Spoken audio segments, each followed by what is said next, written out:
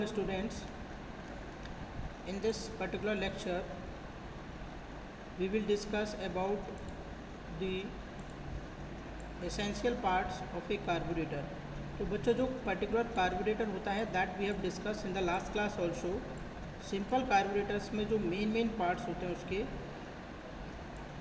One is fuel strainer, another one is the float chamber, another one is the main fuel metering and idling nozzles, another one is the choke and throttle valve. The various parts mentioned, we will describe every parts in details. First is your fuel strainer. As the gasoline has to pass through a narrow nozzle exit, there is very possibility that the nozzle may get clogged during prolonged operation of the engines. Students, when the fuel is passing through the nozzle, suppose this is your nozzle and fuel is passing through it, and suppose fuel is here, fuel is passing through it. Okay, this is your floating chamber. This is your floating chamber. Floating chamber, CHAMBER.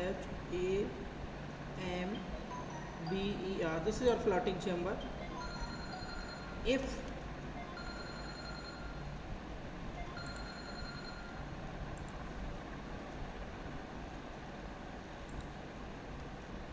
तो बच्चों जो fuel strainer होता है that the purpose of the fuel strainer is that fuel strainer आपका यहाँ पे लगा होता है. एज यू विल सी, अगर यहाँ से फ्यूल सप्लाई हो रहा है तो स्ट्रेनर यहाँ पे लगा रहेगा.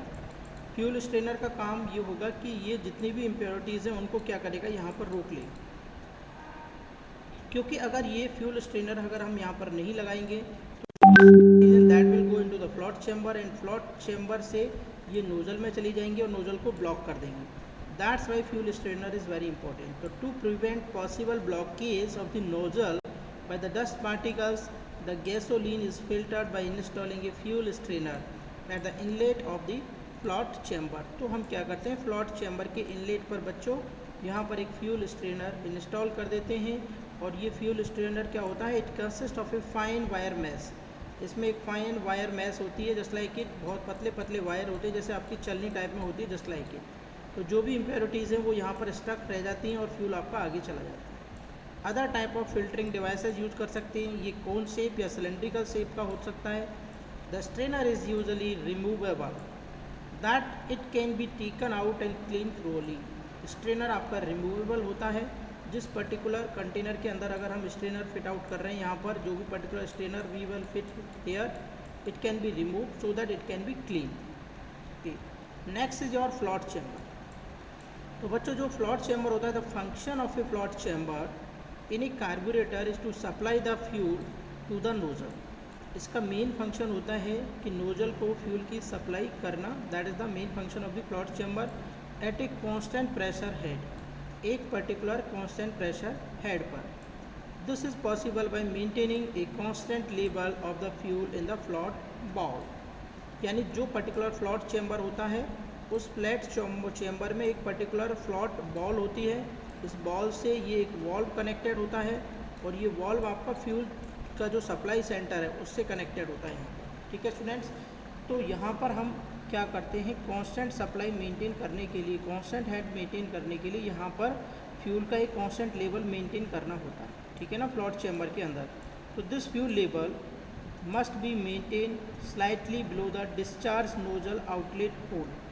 तो डिस्चार्ज नोजल का जो होल होता है बच्चों, अगर डिस्चार्ज नोजल का होल यहाँ पर है और ये फ्लोट चैम्बर का लेवल है, तो इन दोनों में जो पर्टिकुलर लेवल है स्टूडेंट्स, उस लेवल में हल्का सा डिफरेंस रहता है.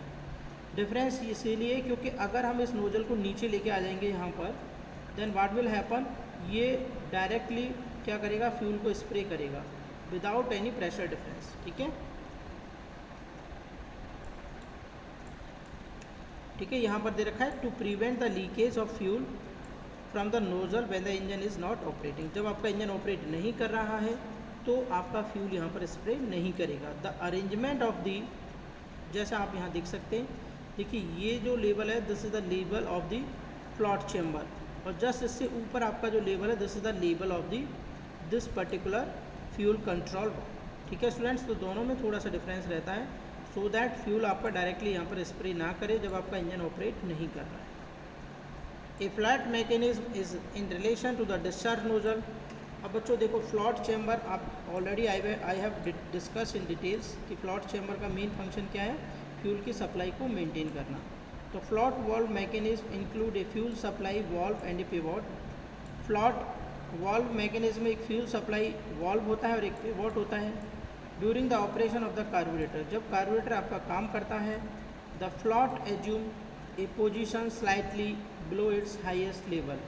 तो फ्लॉट्स क्या करेगा, बेसिकली एक पोजीशन मेंटेन करेगा जो उसका हाईएस्ट लेवल है जस्ट उससे नीचे, to allow a valve opening sufficient for replacement of the fuel, जिससे कि क्या करेगा ये वॉल्व को सफिशिएंट ओपन कर देगा so that the fuel will be drawn out through the discharge nozzle, जिससे कि फ्यूल आपका ड्रॉन आउट हो सके डिस्चार्ज नोजल से। नेक्स्ट स्टूडेंट होता है the main metering and idling system.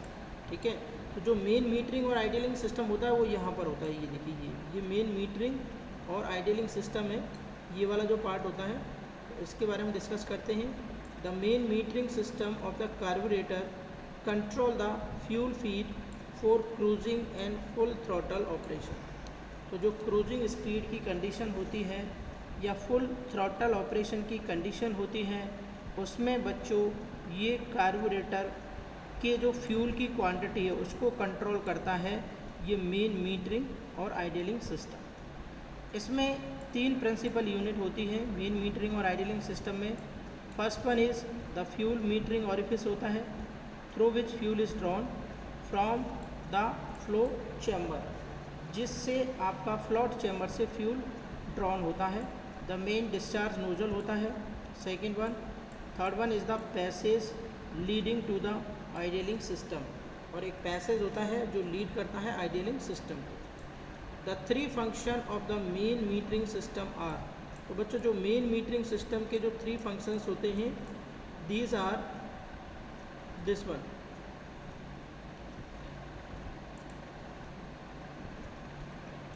ये float chamber, this is your float,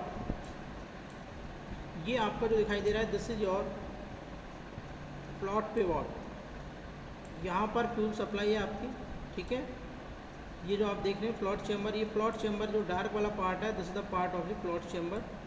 यहाँ पर हमने एक वेंट दे रखा है, वेंट टू एटमॉस्फेयर, जो भी फ्यूल वेपराइज होगा that will go into the atmosphere और that may go into the higher side of this particular. हम इसको डायरेक्टली यहाँ से भी कनेक्ट कर सकते हैं दिस। ठीक है, तो this is your float chamber.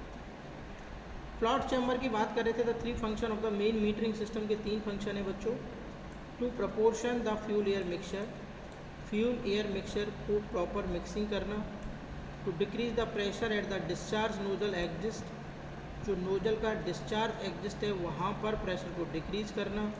To limit the air flow at full throttle, जब आपका फुल थ्रॉटल की कंडीशन हो तो एयर के फ्लो को लिमिट करना या कंट्रोल करना। ठीक है, और बाकी डिटेल्स में you can go through this particular paragraph, you can और easily go through in details.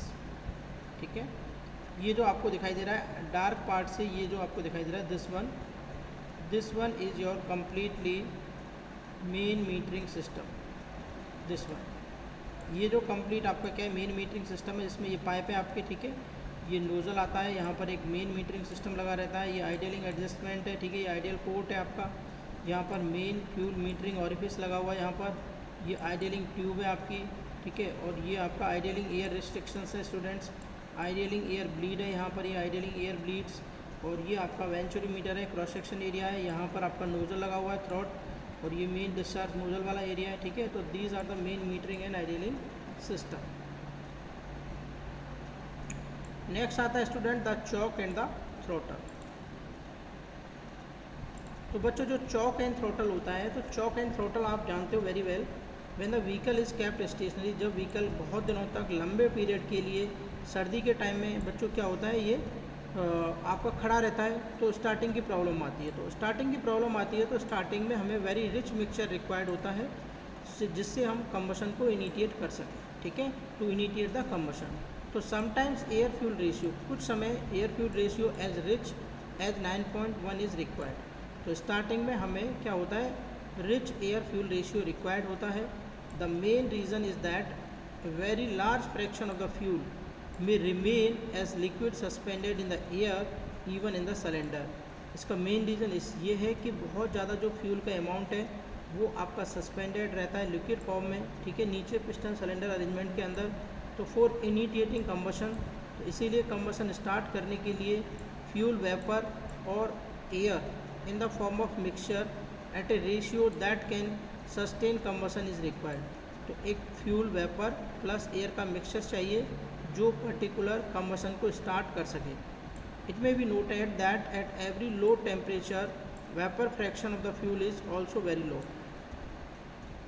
ये भी एक प्रॉब्लम है कि अगर लो टेम्परेचर पर हम क्या ले रहे हैं, फ्यूल को ले रहे हैं, तो उसका जो वेपर फ्रैक्शन है, फ्रैक्शन पार्ट है वेपर का, वो भी बहुत लो होता है।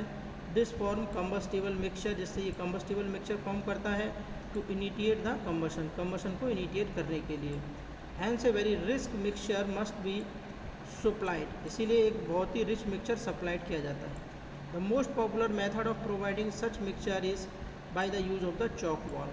तो चॉक वाल्व बच्चों इसीलिए लगाया जाता है कि जब हम स्टार्टिंग करते हैं तो हम चॉक लेते हैं, so that rich mixture can be supplied to the engine cylinder and the combustion will start. तो this is simple butterfly valve located between the entrance to the carburettor and the venturi throat. ये बहुत ही क्या होता है, एक butterfly type का valve होता है जो कार्बोरेटर और वेंचुरीमीटर के एंट्रेंस के बीच में लगा रहता है। When the chalk is partially close, जब आपका चॉक पार्शली क्लोज्ड है। लार्ज प्रेशर ड्रॉप, अगर तो बहुत ज़्यादा प्रेशर ड्रॉप होता है एट द वेंचुरी थ्रॉट पर, that would normally result from the quantity of air, ठीक है, passing through the venturi throat, जो वेंचुरी थ्रॉट से पास होता है। The very large depression at the throat inducts large amount of fuel from the main nozzle and provide a very rich mixture so that the ratio of the evaporated fuel to air in the cylinder is within the combustible limits। ठीक है, तो chalk और throttle valve दोनों ही आपके, sometimes the choke valve are spring loaded to ensure that the large carburetor depression and excessive choking does not persist after the engine has started and reached a desired speed।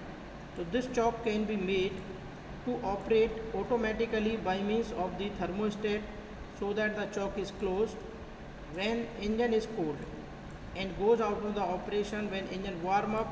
After starting, the speed and the output of an engine is controlled by the use of the throttle valve, ठीक है, which is located on the downstream side of the venture। Next student आता है आपका compensating devices. An automobile on road has to run on different loads and speeds। Automobile road पर अलग अलग speed पर और अलग अलग लोड पर रन कर सकता है। The road conditions play a vital role, जो रोड की कंडीशन है वो बहुत ही इंपॉर्टेंट रोल प्ले करती हैं, specially on city roads. One may be able to operate the vehicle between 25 to 60% of the throttle only। During such conditions, the carburetor must be able to supply nearly constant air fuel ratio mixture which is economically 16:1।